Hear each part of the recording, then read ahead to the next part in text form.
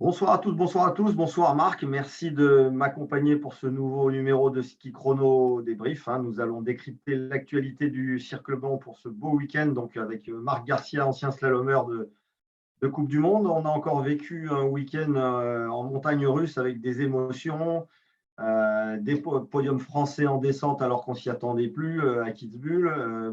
Sofia Goggia qui souffle le chaud et le froid. Il revient à la patronne en descente avant de se blesser en chutant dimanche en Super G. Et puis le slalom mondial qui continue à marcher un petit peu sur la tête avec un nouveau vainqueur différent, Dave Riding, l'anglais, et des Français dans le dur, Clément Noël qui s'est un peu perdu, qui a du mal en tout cas à se retrouver. Et puis Alexis Pinturo éliminé qui sort du top 7 mondial. Et on verra que ça aura comme conséquence qu'il pourra prendre un dossard entre 8 et 15 à Schladming. Voilà. Voilà Marc, alors on va commencer honneur aux dames avec la Goggia, comme on dit en Italie, tout feu, tout flamme, et qui sur la Tofane, le Pitbull des dames, s'est offert une nouvelle victoire en descente. Elle est redevenue la patronne.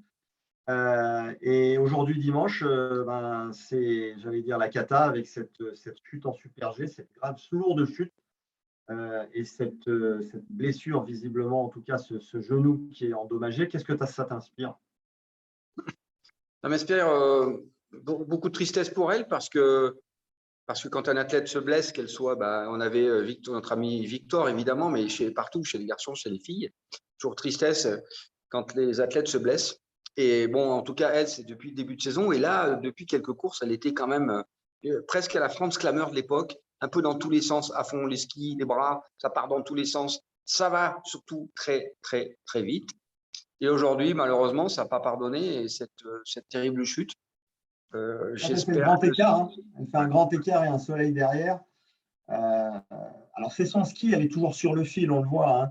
Mais là, on se rappelle qu'il y a un an, presque jour pour jour, elle s'était blessée à Garmisch, fracture du plateau tibial, ce qu'il avait prévu des championnats du monde, justement à Cortina, en Italie. On espère que là, c'est pas rebelote, parce que ça serait quand même un gros coup dur pour la Squadra Azzurra. Et puis pour elle, qui peut viser l'or en descente. Oui, parce qu'en descente, elle fait encore des grosses fautes. Hier, en descente, elle fait encore des grosses fautes. Elle passe au travers, elle lâche tout, elle gagne. C'est absolument assez exceptionnel. Elle avait déjà frôlé un petit peu la catastrophe hier. Et aujourd'hui, elle s'en met une toute grosse. Et hier, rappelle-toi qu'il y a un peu plus d'une semaine en arrière, elle s'en a aussi mis une grosse tarte aussi déjà, dans les ouais. pieds. Oui, Et là, coup sur coup, quand tu commences déjà en descente à cumuler les grosses chutes, on va voir comment elle va récupérer si en espérant que ça ne va pas compromettre sa participation aux Olympiques. Elle est vite, elle est très très vite, mais toujours effectivement un ski sur le fil du rasoir, sur le fil. Et bon, on espère qu'elle va pouvoir être aux Jeux Olympiques et que ça va aller mieux pour elle. Alors, les malheurs de Sofia Goggia ont fait le bonheur d'une compatriote, d'Elena Cortini, qui a remporté le Super G et qui est désormais en tête du général du Globe de Cristal du Super G. 3 Italiennes en tête, Curtoni, Brignone et Goggia, qui là n'a pas marqué. Et puis Tessa Worley qui confirme ses belles dispositions dans la discipline et ses progrès avec une 6e place, très belle 6e place, alors qu'elle était vraiment presque en route pour son premier podium. Et elle fait une faute malheureusement sur l'avant-dernière porte, là, cette porte un peu qu'elle ne voit pas en aveugle. Mais c'est de bon augure pour les Jeux en Super G, même dans cette discipline où elle peut avoir des ambitions. Et puis pour mardi, le géant de Kronblatt, où on sent qu'elle est vraiment en forme et en confiance. Oui, c'est bien. Tu te posais il y a peu de temps en arrière comment elle pouvait se préparer pour les Jeux Olympiques. Là, aujourd'hui, c'est parfait. C'est parfait, c'est parfait. Alors souvent, il y a pas, de ce côté-là, il n'y a pas de blessure, donc tant mieux. Il y a des résultats, tant mieux. Il faut être positif. C'est bien. Je pense il y a toutes les raisons qu'elle soit sereine pour le géant. C'est bénéfique pour toute l'équipe de France aussi qui est derrière, et tu le sais très bien. Donc ça, c'est un très, très, très beau résultat sur des pistes techniques, sur des pistes pas faciles. Bravo à toute l'équipe, encore une fois, c'est bien. Par contre, les Italiennes, pas impressionnant.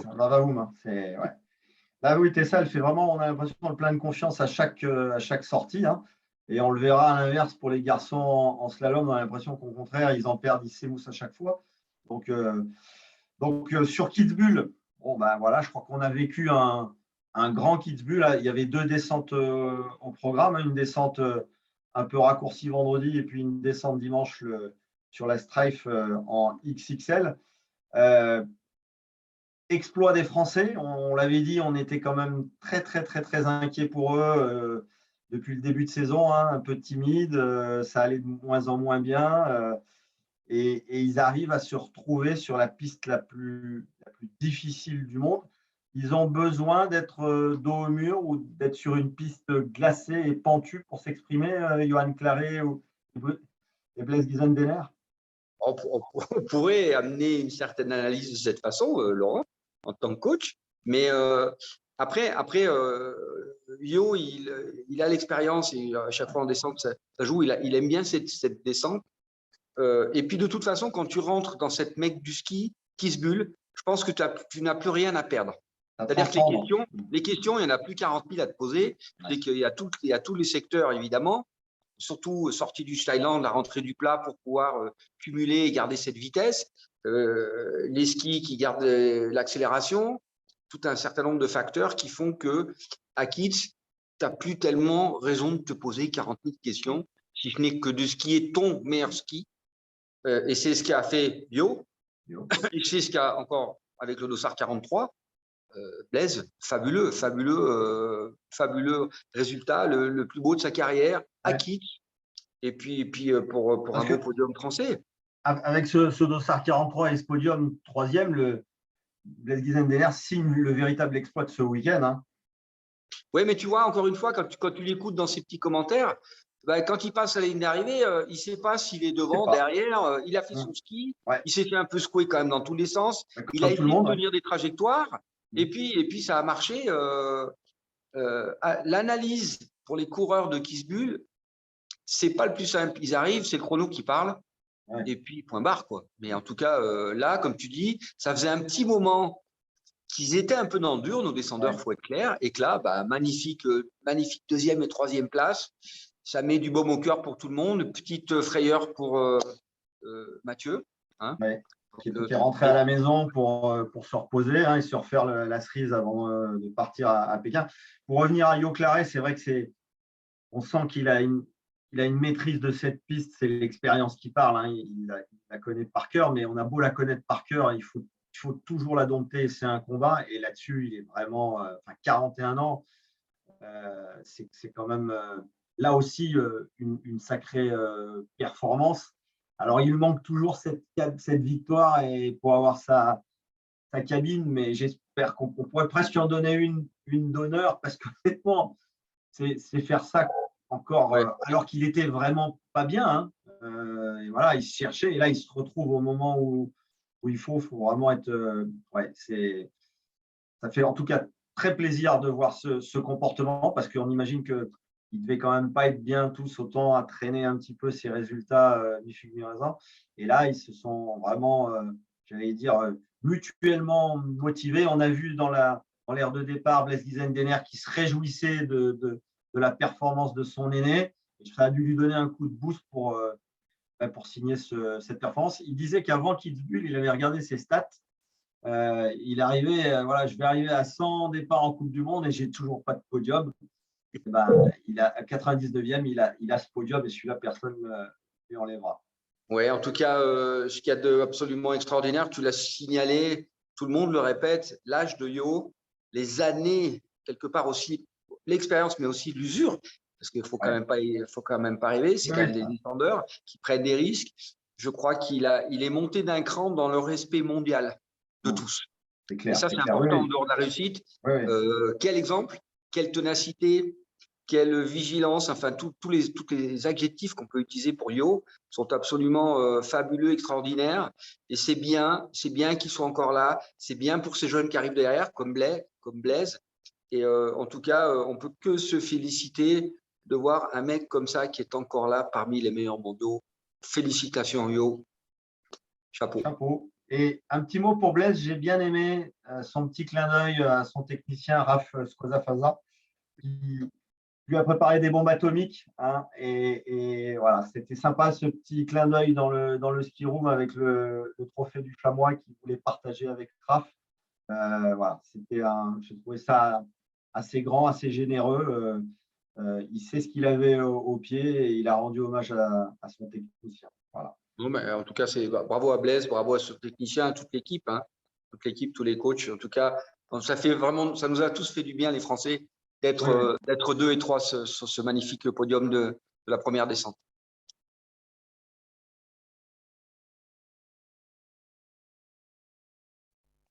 On a qui compte double, hein, à Kitzbühel. C'est pour ça que voilà, ça va leur donner plein de confiance avant les Jeux. Et puis au jeu, on sera en terre inconnue et là, tout sera possible. Mais on sait au moins qu'ils sont en forme. En revanche, on a un peu plus d'inquiétude pour nos slalomeurs. Hein. Enfin, ils ne sont plus que 2, hein, avec la blessure de Victor Muffat-Gendais, qui continue à être sur une pente un peu glissante, une pente déclinante. Sans mauvais jeu de mots, c'est une descente aux enfers. Hein. Alexis Pinturo a parlé de cet hiver qui vit en enfer. Alors, c'est pour des raisons différentes pour les deux. Hein. Clément Noël finit finalement 15e de ce slalom alors qu'il était, j'allais dire, après la première manche à la bagarre, hein, pour la victoire. Et Alexis, une nouvelle fois, est éliminé. On parlait de confiance tout à l'heure avec Tessa Worley. Là, pour le coup, on a l'impression qu'à chaque sortie, le peu de confiance qu'ils ont, ils sont en train de la perdre. Comment on fait dans ces conditions pour se reconstruire? Alors, ils ont une chance, c'est que le prochain slalom, c'est Schladming. Donc, c'est rapide, pas le temps de gamberger. C'est ça la solution? C'est Schladming? Oui, mais je dirais, si je me positionne en tant que coach, c'est aussi d'analyser les autres quelque part. Parce que Foss-Solevag est dans la même situation, oui. Jacobsen est exactement dans la même configuration, Vinatser, n'en parlons pas, de la même. Tous ces 3-4 slalomeurs du monde, là, ils sont tous dans les mêmes phases, là. Ils se mettent tous au tapis, ils enfourchent, ils tombent, pour qu'ils gagnent la première manche, pour qu'ils pourraient la gagner le total. Ils ne sont pas les seuls. Et la seule façon de pouvoir remettre le clocher au milieu du village, c'est de leur dire, OK, nous avons eu des problèmes, mais nous ne sommes pas les seuls dans le monde des meilleurs slalomeurs de la planète. Et donc, il faut en tirer les mêmes conséquences pour tout le monde. Si vous étiez les seuls, ce serait beaucoup plus difficile à accuser le coup. Je dirais positiver les choses d'une manière concrète, d'une manière positive avec tout ça. Dire, bah, tiens, Jacobsen, tu as bien vu, Vinatser, enfin, la liste, elle est très, très longue. Les mecs sauf quoi. Pour prendre l'exemple de Clément Noël, on n'arrête pas de dire, et je pense à juste raison, qu'on a le meilleur slalomeur du monde. Hein, il a quelque chose en plus que les autres. Et là, on s'aperçoit, il se retrouve au classement du slalom, il est 6e. Bon, alors pas loin du leader Lucas Bratton au général, certes, mais en tout cas, il a du mal et il le reconnaît lui-même. Il a un problème de sensation, de confiance. Donc, du coup, il est légitime de se poser des questions. On s'aperçoit qu'on a un 5e vainqueur différent en slalom cette saison. Comme l'année dernière, il y en avait eu 6 aussi. Donc on est sur une espèce d'évolution. Est-ce que ça veut dire qu'il y a une… Bon, Dossard 15 à riding aujourd'hui, hein, après d'autres gros Dossard qui avaient gagné. Est-ce que ça veut dire qu'il y a aussi de moins en moins, de toute façon, on le voit, d'écart entre le premier et le 30e, qui fait que être dans les 7, finalement, c'est plus tellement la sécurité sociale? Oui, de ce que l'on voit ces derniers temps, oui, parce qu'il y a tous ces mecs-là se sont mis au tapis, qu'on le veuille ou non. Donc, on peut faire qu'un constat. Mais le constat n'enlève pas le fait que le ski doit rester le même. Pour moi, Clément, je te l'ai dit, il n'y a pas grand-chose à remettre en cause, si ce n'est qu'éviter que la moulinette parte carrément à la verticalité. Et c'est le souci, à mon avis, de tous les coachs aujourd'hui, pour Foss-Solevag, je te l'ai dit, et pour tous les autres slalomeurs. Parce qu'il ne faut quand même pas oublier qu'hier, Christo, s'il n'est pas sur le podium, il sort aussi des 7. Ou s'il n'est pas, il joue aussi sa place dans les 7. Ouais. Et ça, c'est le propre, encore une fois, et très spécifique pour ces slalomeurs dans l'évolution qu'il y a aujourd'hui. Les mecs, les 30, les 40 meilleurs mondiaux, s'ils ne sont pas au mastic, s'ils ne sont pas au taquet, ils ont peu de chances de passer. Et puis les mecs, à un moment donné, qu'ils soient 15e ou 10e, ce n'est pas le but, c'est d'essayer d'être devant. Alors on y va au taquet. Hein. Alors, la conséquence de cette élimination pour Alexis Pinturo, c'est qu'il est désormais ce soir 8e au classement de la WCSL. Et donc, il sort des 7. Et ça veut dire que pour le tirage au sort de Schladming, il pourra prendre un dossard entre 8 et 15 et que s'il ne fait pas une belle performance dans la nuit autrichienne mardi soir, pour les Jeux Olympiques, il ne sera pas dans les 7. C'est inquiétant pour toi? Non, non, parce que regarde, ces derniers slaloms, on a quand même eu Il vaut les mieux être entre exemples. 7 et 15, c'est vrai. Ouais, voilà. On a quand même eu des exemples. Strauss, Braten à Wengen, même là, il a failli rééditer. Enfin, l'exemple de tout ça, c'est justement en tant que coach et de technicien autour, de calmer la musique, de calmer tout ça, dire attends, que tu sois évidemment 1, 7, 8, 8, 15, d'accord, mais jusqu'à présent, il faut faire étape par étape, on va voir comment ça va être slamming. Si tu commences déjà à te mettre dans le dur avant de commencer, c'est peut-être pas la meilleure solution pour la tête. On va peut-être s'apercevoir finalement que Pintu est sur une bonne stratégie pour le slalom et qu'il fallait peut-être avoir un dossard plus élevé aux Jeux Olympiques. On n'en est pas encore là. Mais bon, j'espère pour lui qu'il arrivera à retrouver, à remettre les wagons dans le bon sens pour cette dernière étape avant les Jeux Olympiques. Et un autre sujet que je voulais aborder avec toi, Marc, parce que ça a fait pas mal de débats sur notre site chrono.com à l'occasion de Kitzbühel. Il y avait une Coupe d'Europe à Vaujany avec 2 slaloms. Et les Français ont plutôt été bons. En tout cas, Paco Rassa a fait ses 2 premiers podiums en Coupe d'Europe. Et puis, les internautes sont un peu étonnés qu'on ne l'appelle pas pour disputer le slalom de Kitzbühel. Alors, si le slalom était resté le dimanche, je pense que le staff l'aurait invité à participer à cette Coupe du Monde. Mais comme le slalom a été avancé au samedi, que les slaloms de Vaujany avaient lieu jeudi et vendredi, ils ont trouvé que c'était un peu court. Tu trouves que c'est une bonne décision?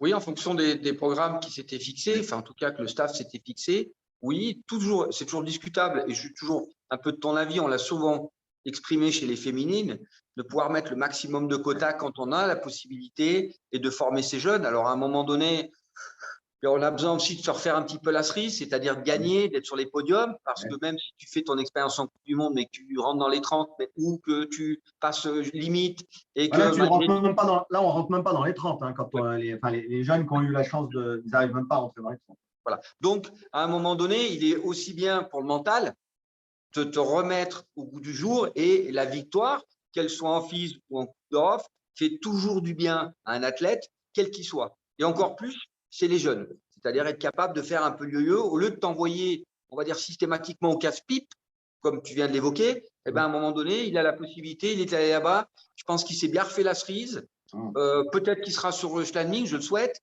Mais en tout cas, c'est… Justement, Paco Rassa et Théo Le Titre seront à Schladming pour disputer la course en nocturne. Donc là, c'est une bonne nouvelle pour eux et on remplira le quota. Mais on avait vu qu'il y avait 2 Allemands qui étaient à Vaujany, dont le vainqueur, là, qui, eux, ont fait le déplacement. Bon, ils ne se sont pas qualifiés. Il y avait aussi le Suisse Van Groningen, Noël, qui lui a pris la qualif après avoir disputé les 2 slaloms de Vaujany. C'est-à-dire qu'il est parti à 15 heures de Vaujany pour aller à Kitzbühel, ça a été un sacré trait, et qui malheureusement a été éliminé en seconde manche. Peut-être qu'il était fatigué de ce périple. Voilà. Donc, on aura 4 slalomeurs à Schladming sur la planète. Tu sais, vouloir tout faire à la fois. Moi, j'ai fait partie d'une équipe qui a subi ça pendant un certain nombre d'années. Et là, je ne suis pas du tout convaincu que ce soit les bonnes décisions. Par contre, la sagesse, on revient, on réapprend à gagner, on se remotive, on repart de l'autre côté. Après, peu importe le choix des Suisses, des Allemands. C'est juste pour le signaler, pour qu'on soit complet sur la question. Voilà. Ce que je te propose, oui, la télémétrie, bien sûr. C'est vrai, il faut qu'on en parle. Si on revient au slalom de Kitzbühel, parce que Alexis Pinturo l'a évoqué dans une de ses déclarations, il a dit que justement, de plus en plus, il y avait plus ce qu'on appelle la télémétrie pour tracer, et que du coup, les traceurs traçaient un petit peu à la main et au jugé. Ça faisait des tracés qui pouvaient être piégeux. Qu'est-ce que tu en penses? Alors, il faut bien expliquer que Kitzbühel, c'est vraiment le stade de slalom au monde qui est le plus compliqué à skier et à tracer. On est dans tous les sens. Le slalomeur, il est dans tous les sens, d'en haut en bas. Difficilement palpable. La sensation à l'arrivée, elle est compliquée parce que c'est vraiment dans tous les sens. C'est compliqué à tracer et c'est compliqué aussi à skier. Alors après, le choix du comment on appelle ça, du traceur, tu l'as expliqué. Moi, je n'étais pas convaincu ces dernières années que, effectivement, les gens disaient, nous, on a 1 mètre et on est standardisé, on est à 10 mètres, on est à 10 mètres 50, on est à 11 mètres, on est à 13 mètres. Et du coup, on restait dans des standards et sans avoir l'idée du mouvement de terrain qui est primordial. C'est-à-dire que quand ça travaille dans tous les sens, à un moment donné, tu ne peux plus respecter ces écarts verticaux dont on parle et qu'il faut les adapter en fonction de la qualité de la neige et du terrain. Alors, je reviendrai juste là-dessus. Tu vois, par exemple, ici, j'ai un grand débat là-dessus. C'est que, par exemple, si ça, on nous parle que c'est 10,50 m, oui, ça, c'est 10,50 m. Ça, c'est 10,50 m. Et ça, ça peut l'être. Alors après, tout ça, si tu n'es pas capable de jouer avec l'œil, c'est-à-dire enlever ton télémètre, eh ben, à mon avis, tu es piégé autant dans un sens que dans l'autre. Dans l'autre, d'accord. Donc, il faut que le traceur ait à la fois un maître dans la tête, mais qu'il ait aussi une inspiration pour de temps en temps s'adapter au terrain et avoir le feeling de ressentir comment le slalomeur va arriver sur cette pente avec cette neige-là. Alors, on le rappelle quand même, il y a eu 33 éliminations au slalom de Kitzbühel, 22 en première manche et 11 en deuxième manche. Ça fait un tiers quand même sur la deuxième manche, c'est pas mal. C'est beaucoup, c'est beaucoup. Et c'était notre ami Jacques Théolier qui traçait. On ne va pas le rendre responsable de tous les maux. Mais voilà, en tout cas, ça n'a pas porté bonheur à son slalomeur italien Vinazzer. Et pas le seul, parce que même l'armada italienne est quand même passée au travers. Et ce n'est pas les seuls, les Suisses aussi. Enfin, la deuxième manche était très compliquée. Et moi, quand j'ai vu cette forme de tracé, il fallait jouer beaucoup plus tactique dans la tête, comme l'a très bien fait. Et bravo à lui, parce qu'on n'en a pas parlé. Dave Riding, magnifique skieur technique, et qui arrive là, qui a surpris tout le monde, et qui a joué techniquement et tactiquement par rapport à ces formes de tracé et ces qualités de neige. Donc, en tout cas, nos Anglais, première victoire de l'histoire, on ne peut que les féliciter. Avec beaucoup d'humour anglais, british, puisqu'il a dit « j'ai quand même commencé à skier sur un sol en plastique et je gagne à Kitzbühel ». Donc, comme quoi tout est possible. Et puis, un petit clin d'œil, puisqu'ils sont équipés désormais avec les combinaisons Fusalp. Et donc, c'est un petit peu français quand même.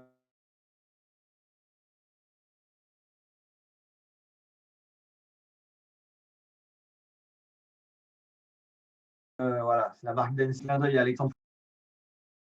Oui, d'ailleurs, je crois que la dernière victoire, pour ne pas les citer avec Fusalp, ça doit dater des années 70. Oui, en tout cas, en 66 à Portillo, les équipes de France étaient en Fusalp. Donc, oui, enfin bon, moi j'ai couru, j'étais dans les années 80, j'ai souvenir que Perrine Pellen, nous on avait du Fusalp, on avait du Fusalp, et Perrine avait gagné les médailles d'or olympiques et les titres de championne du monde jusque dans les années. Moi je suis parti 84, on put les plus hauts Fusalp. Oui, d'accord. Oui. Donc c'est un retour au plus haut niveau et j'allais dire tant mieux pour Fusalp, tant mieux pour Dave Riding qui le mérite, qui est un grand skieur. Et puis pour le suspense de ce classement général du slalom, qui est désormais, la première place est occupée par le Norvégien Luca Braten, qui n'était pas dans les 30 quand même au début de saison. Donc ça participe à cette, j'allais dire, à ce slalom qui n'est pas une science exacte. Le ski en général, mais là, encore une fois, on a beau avoir le meilleur slalomeur de la planète, aujourd'hui, ça ne suffit pas. Moi, j'attends veille de voir les qualités de neige et cette piste de Schladming pour revoir un spectacle. Ce que je te propose, c'est qu'on se retrouve donc mercredi pour un ski chrono débrief, le dernier avant les Jeux Olympiques, qui parlera du géant de Kranplatz pour les femmes et de la night race sur le slalom de Schladming mardi soir. Donc, rendez-vous mercredi. Avec plaisir. Merci Laurent. T'oublie pas ton élastique. C'est les mettre. Pas de souci. Il n'y a pas de problème. Bonsoir à tous. À bientôt.